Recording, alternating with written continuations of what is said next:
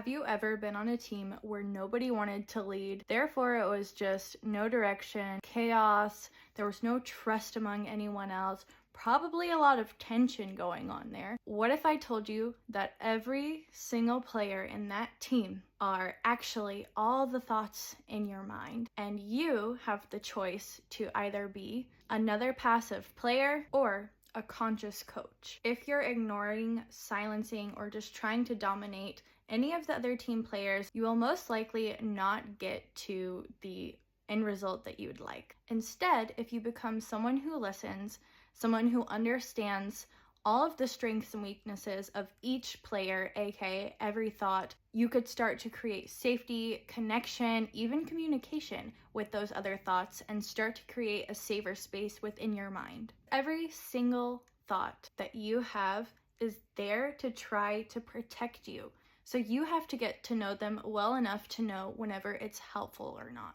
You have to get to know them well enough to hear them for what they're saying so that you can guide them and navigate through this dynamic to do what will ultimately serve the team best. Once you create an awareness around this and are able to create space for all of the players inside your mind, you create space for healing.